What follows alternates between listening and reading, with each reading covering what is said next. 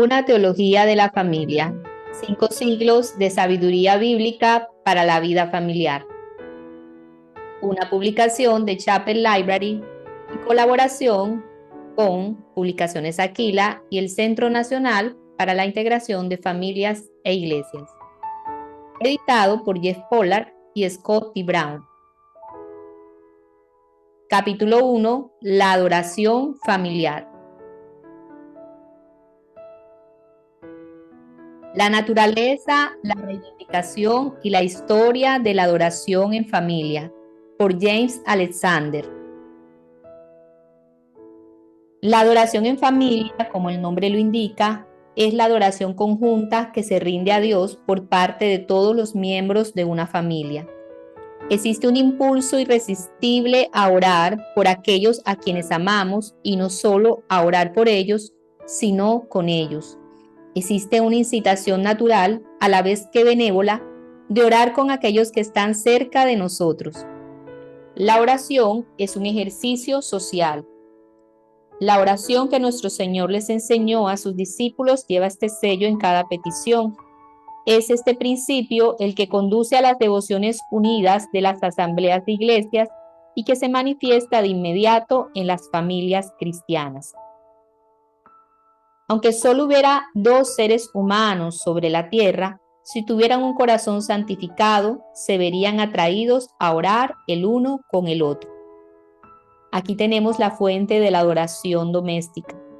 Hubo un tiempo en el que solo había 2 seres humanos sobre la tierra y podemos estar seguros de que ofrecieron adoración en común. Fue la adoración familiar en el paraíso. Que la religión deba pertenecer especialmente a la religión doméstica no es en absoluto maravilloso.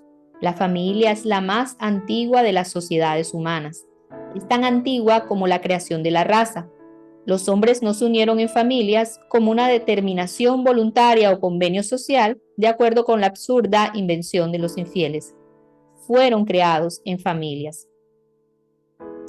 No es nuestro propósito hacer ningún esfuerzo ingenioso por forzar la historia del Antiguo Testamento para nuestro servicio o investigar la adoración familiar en cada era del mundo. Que ha existido siempre, no lo ponemos en duda. Que el Antiguo Testamento pretendía comunicar este hecho ya no está tan claro, pero sin ninguna indulgencia de la imaginación, no podemos dejar de discernir el principio de la adoración familiar que aparece y reaparece como algo familiar en los tiempos más remotos. Aunque toda la iglesia de Dios estaba en el arca, la adoración era por completo una adoración familiar. Y después de que las aguas retrocedieran, cuando edificó Noé un altar a Jehová, se trataba de un sacrificio familiar. Génesis 8:20. Los patriarcas parecen haber dejado un registro de su adoración social en cada campamento. Tan pronto como encontramos a Abraham en la tierra prometida, le vemos levantando un altar en la llanura de More. Génesis 12:7. Lo mismo ocurre en el valle de Jai y Betel. Isaac no solo renueva las fuentes que su padre había abierto, sino que mantiene sus devociones, edificando un altar en Berseba. Génesis 26:25. El altar de Jacob en Betel era eminentemente un monumento familiar y así fue señalado por él, por lo que le dijo a su familia y a todos los que estaban con él en el camino: quitad los dioses ajenos que hay entre vosotros. Génesis 35, 1 y 2. El altar se llamó el Betel. Esta herencia de ritos religiosos en el linaje de la familia correspondía con aquella declaración de Jehová con respecto a la religión de la familia que debería prevalecer en la casa de Abraham. Génesis 18, 19. El servicio de Job en nombre de sus hijos era un servicio perpetuo. Enviaba y los santificaba y se levantaba de mañana y ofrecía holocaustos conforme al número de todos ellos. De esta manera hacía todos los días, como dice el hebreo, todos los días. Job 1:5.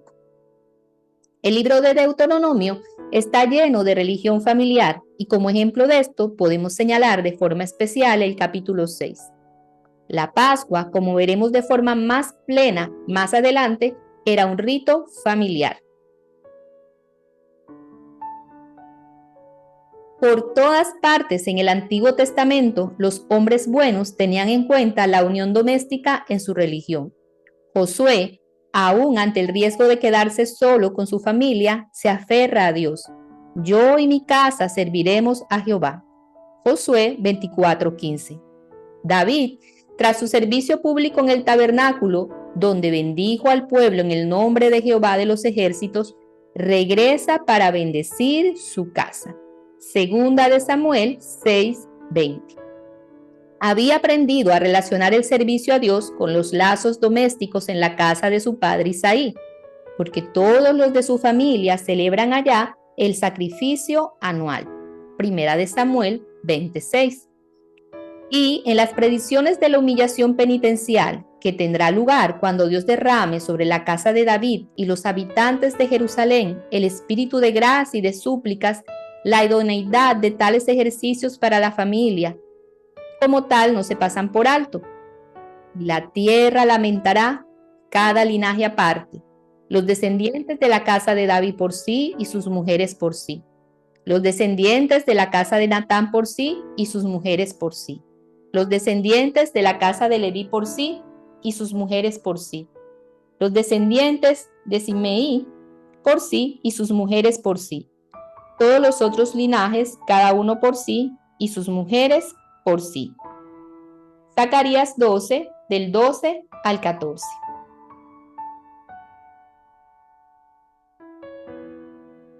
En el Nuevo Testamento, las huellas de la adoración familiar no son menos obvias.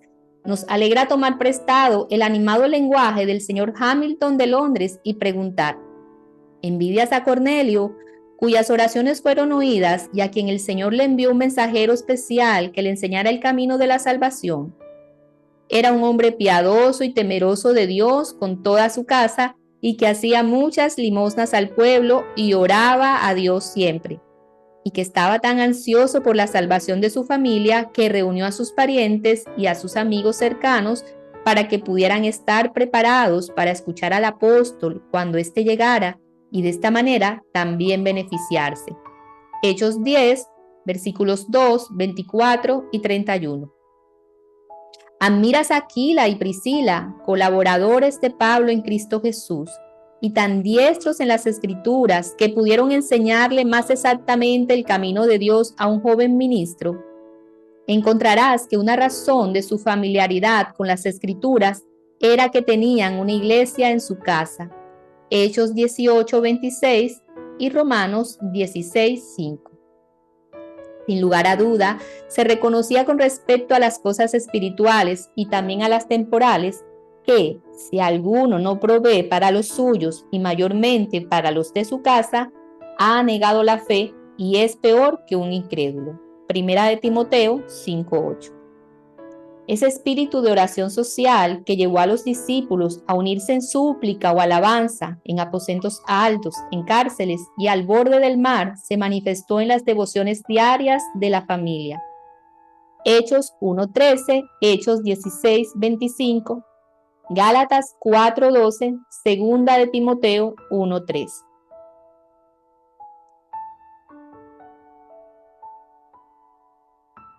Nuestros registros del cristianismo primitivo están tan distorsionados y contaminados por una tradición supersticiosa que no debe sorprendernos encontrar un culto sencillo y espiritual como este bajo la sombra de los ritos sacerdotales. A pesar de ello, discernimos lo bastante para enseñarnos que los creyentes de los primeros siglos no descuidaron la adoración familiar.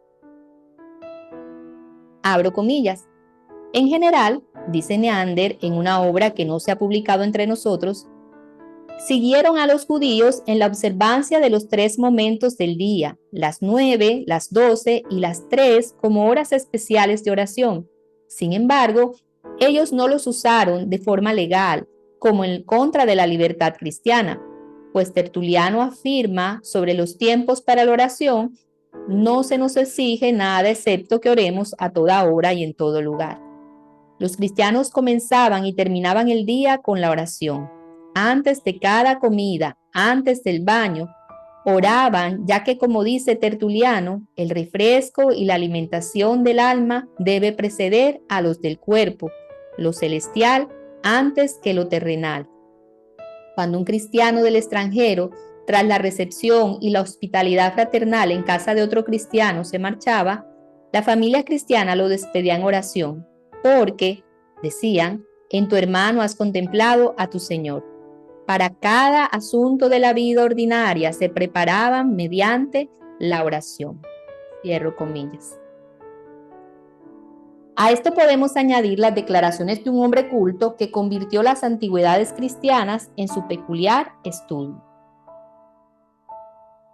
En lugar de consumir sus horas de ocio en hueca inactividad o derivando su principal diversión del bullicioso regocijo, el recital de cuentos de superstición o cantar las canciones profanas de los paganos, pasaban sus horas de reposo en una búsqueda racional y vigorizante. Hallaban placer en ampliar su conocimiento religioso y su entretenimiento en cánticos dedicados a la alabanza de Dios. Esto constituía su pasatiempo en privado y sus recreos favoritos en las reuniones de su familia y sus amigos. Con la mente llena de la influencia inspiradora de estas, regresaban con nuevo ardor a sus escenarios de dura tarea y para gratificar su gusto por una renovación de ellas, anhelaban ser liberados de la labor, mucho más que apaciguar su apetito con las provisiones de la mesa. Jóvenes mujeres sentadas a la rueca y matronas que llevaban a cabo los deberes de la casa canturreaban constantemente algunas tonadas espirituales. Y Jerónimo relata sobre el lugar donde vivía, que uno no podía salir al campo sin escuchar a los labradores con sus aleluyas, los segadores con sus himnos y los viñadores cantando los salmos de David. Los cristianos primitivos no solo leían la palabra de Dios y cantaban alabanzas a su nombre al mediodía y a la hora de sus comidas. Muy temprano en la mañana, la familia se reunía y se leía una porción de las escrituras del Antiguo Testamento.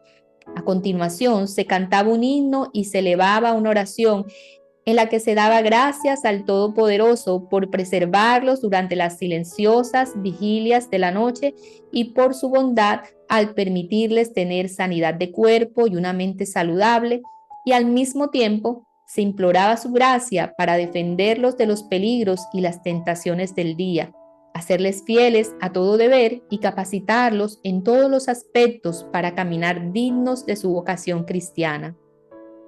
En la noche, antes de retirarse a descansar, la familia volvía a reunirse y se observaba la misma forma de adoración que en la mañana, con esta diferencia, que el servicio se alargaba considerablemente más allá del periodo que se le podía asignar convenientemente al principio del día.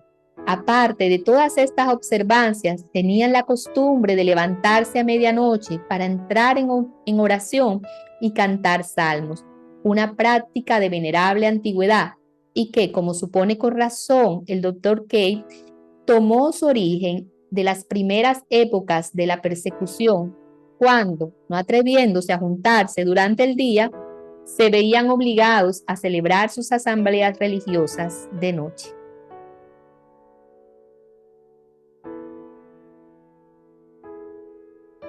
La anterior fue una cita de las antigüedades de la Iglesia cristiana. Cuando llegamos al avivamiento de la piedad evangélica en la Reforma, nos encontramos en medio de tal corriente de autoridad y ejemplo que debemos contentarnos con declaraciones generales. Cualquiera que pudiera hacer la práctica de sus hijos degenerados, los reformadores primitivos son universalmente conocidos por haber dado gran valor a las devociones familiares. Los contemporáneos de Lutero y sus biógrafos recogen sus oraciones en su casa con calidez. Las iglesias de Alemania fueron bendecidas en mejor época con una amplia prevalencia de la piedad familiar. Se recogen hechos similares en Suiza, Francia y Holanda. Pero en ningún país ha brillado la luz hogareña con mayor resplandor que en Escocia. La adoración familiar en toda su plenitud fue simultánea con el primer periodo reformador. Es probable que ningún territorio tuviera jamás tantas familias orando en proporción a sus habitantes. Tal vez ninguno tenga tantas hoy. En 1647, la Asamblea General emitió un directorio para la adoración familiar en las que habla como sigue. Abro comillas. Los deberes corrientes abarcados en el ejercicio de la piedad que deberían llevarse a cabo en las familias cuando se reúnen a tal efecto son estos. Primero, la oración y las alabanzas realizadas con una referencia especial tanto a la condición del Kir, la Iglesia, de Dios y su reino, como al estado presente de la familia y cada miembro de la misma. A continuación, la lectura de las Escrituras con la instrucción en la doctrina de una forma clara para posibilitar de la mejor manera la comprensión de los más simples y que se beneficien bajo las ordenanzas públicas y se les pueda ayudar a ser más capaces de entender las Escrituras cuando éstas se lean, junto con conferencias piadosas que tiendan a la edificación de todos los miembros en la fe más santa. Así también la amonestación y la reprensión por razones justas de quienes tengan la autoridad en la familia. El cabeza de familia debe tener cuidado de que ninguno de los miembros se retire de ninguna parte de la adoración en familia y, viendo que el ejercicio ordinario de todas las partes de esta adoración le pertenecen al cabeza de familia, el ministro debe instar a los que son perezosos y formar a los que son débiles para que sean adecuados en la realización de estos ejercicios. Tantos como puedan concebir la oración deberían hacer uso de ese don de Dios, aunque los que sean toscos y más débiles pueden comenzar con una forma establecida de oración. Esto se hace con el fin de que no sean perezosos en despertar en sí mismos, según sus necesidades diarias, el espíritu de la oración que han recibido todos los hijos de Dios en cierta medida. A este efecto, deberían de ser más fervientes y frecuentes en la oración secreta a Dios para que capacite sus corazones para concebir y expresar peticiones legítimas a favor de sus familias. Estos ejercicios deberían llevarse a cabo con gran sinceridad, sin demora, dejando a un lado todos los asuntos mundanos o estorbos, a pesar de las burlas de los ateos y de los hombres profanos, teniendo en cuenta las grandes mercedes de Dios sobre esta tierra y las correcciones mediante las cuales Él nos ha disciplinado últimamente. Y, a este efecto, las personas de eminencia y todos los ancianos de la Iglesia no solo deberían estimularse ellos mismos y sus familias a la diligencia en todo esto, sino también contribuir de forma eficaz para que en todas las demás familias que estén bajo su influencia y cuidado se realicen estos ejercicios mencionados con plena conciencia. Cierro comillas.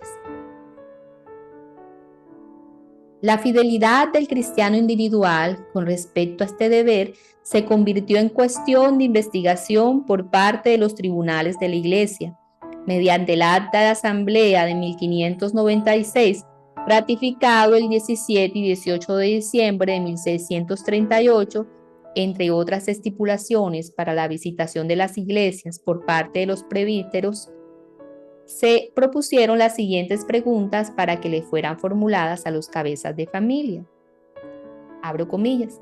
¿Visitan los ancianos a las familias dentro del barrio y de los límites que se les ha asignado a cada uno de ellos? ¿Son cuidadosos de que se establezca la adoración de Dios en las familias de sus zonas? Se le sugiere al ministro que también pregunte en sus visitas pastorales si se adora a Dios en la familia mediante oraciones, alabanzas y la lectura de las Escrituras. En cuanto a la conducta de los siervos hacia Dios y hacia los hombres, ¿se aseguran de que también participen de la adoración en familia y en público? ¿Catequizan a su familia? Cierro las comillas. Cuando la Iglesia de Escocia adoptó la Confesión de Fe de la Asamblea de Teólogos de Westminster, contenía esta estipulación que sigue siendo válida entre nosotros.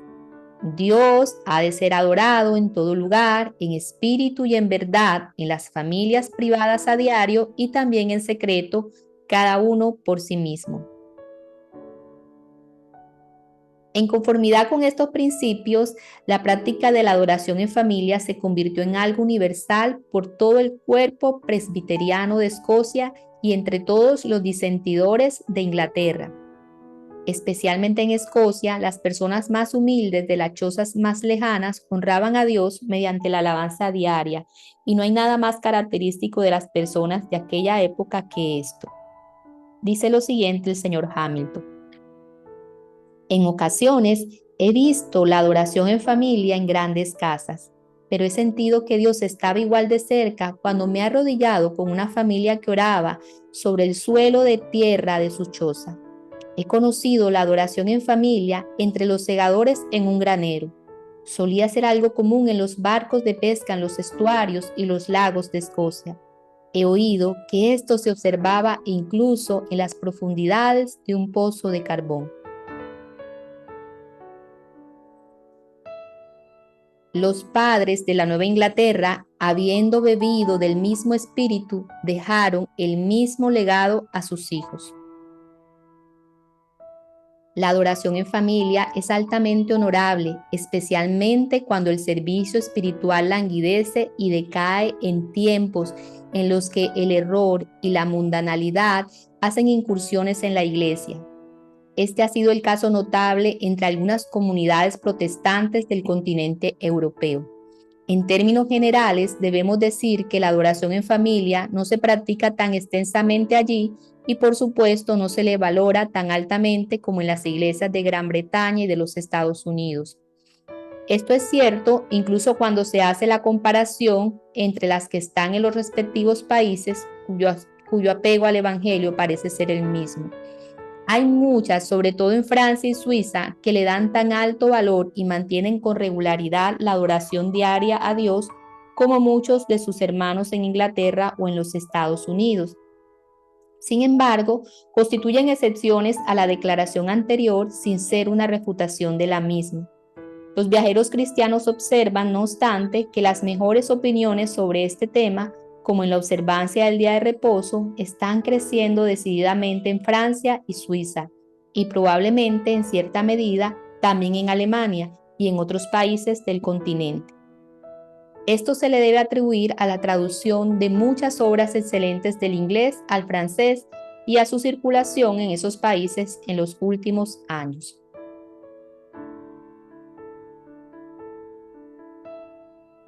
De lo que se ha dicho, queda manifiesto que la voz universal de la Iglesia en sus mejores épocas se ha pronunciado a favor de la adoración en familia.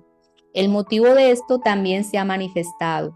Es un servicio que se le debe a Dios con respecto a su relación abundante y misericordiosa para con las familias como tales, algo que se ha hecho necesario por las carencias, las tentaciones, los peligros y los pecados del estado de la familia, y en los más altos niveles es algo adecuado y correcto, dadas las oportunidades que ofrece la misma condición de la familia.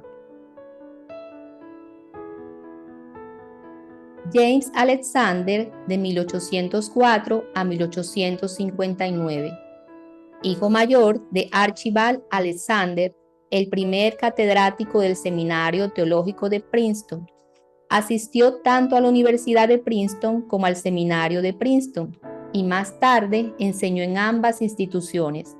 Su primer amor, sin embargo, fue el pastorado y trabajó en iglesias de Virginia, Nueva Jersey y Nueva York, Estados Unidos, hasta su muerte.